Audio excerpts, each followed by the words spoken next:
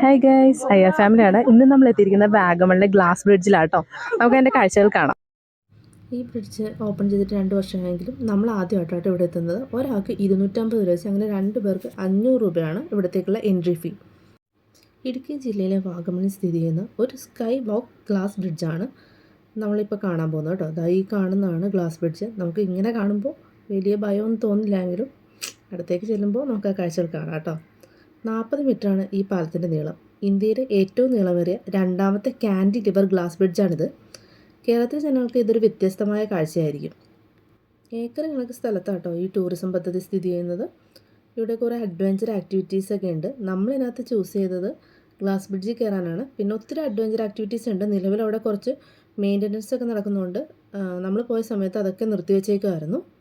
അപ്പോൾ ഒത്തിരി ആളുകൾ വന്ന് പോകുന്നുണ്ട് കേട്ടോ. നമ്മളൊരു ഞായറാഴ്ച ദിവസമാണ് ഇവിടെ എത്തുന്നത്. അത്യാവശ്യം ആളുകളൊക്കെ വരുന്നുണ്ട്. അപ്പോൾ നമുക്ക് ആ കാഴ്ചകൾ കാണാം. അപ്പോൾ നമ്മളിപ്പോൾ ആ ഗ്ലാസ് ബ്രിഡ്ജിൻ്റെ മുകളിലേക്ക് കയറി.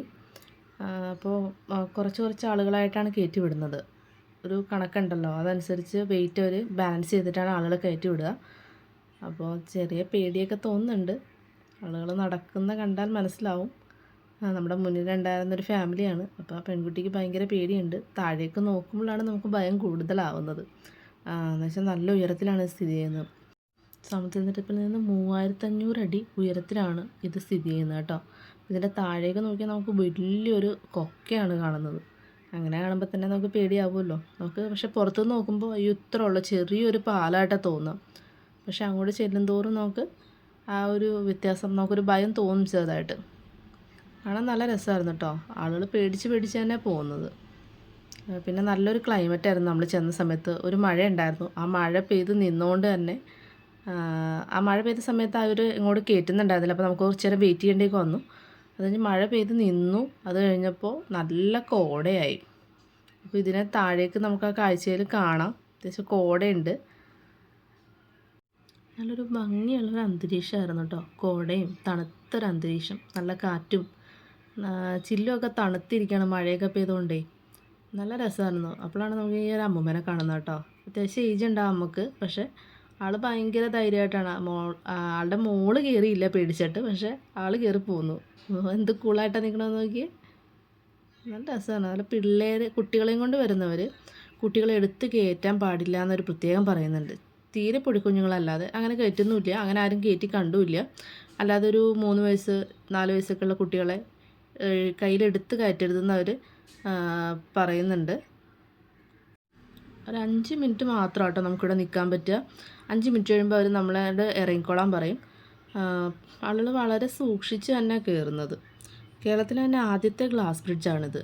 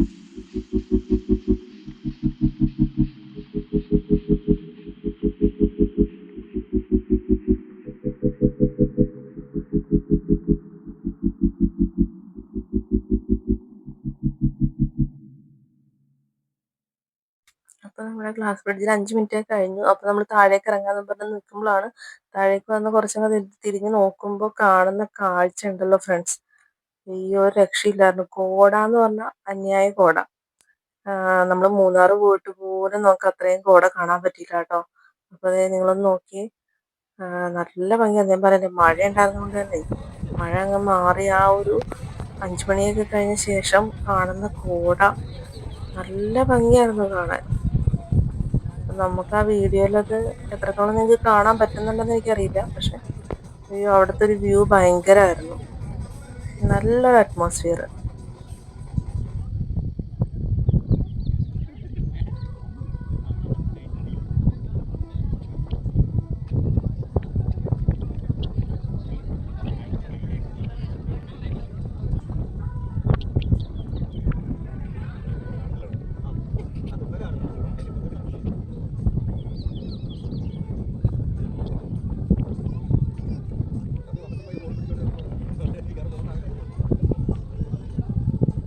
നമ്മുടെ ഈ വീഡിയോസൊക്കെ നിങ്ങൾക്ക് ഇഷ്ടപ്പെടുന്നുണ്ടെങ്കിൽ ലൈക്ക് ചെയ്യാനും കമൻറ്റ് ചെയ്യാനും സബ്സ്ക്രൈബ് ചെയ്യാനും മറക്കരുത്.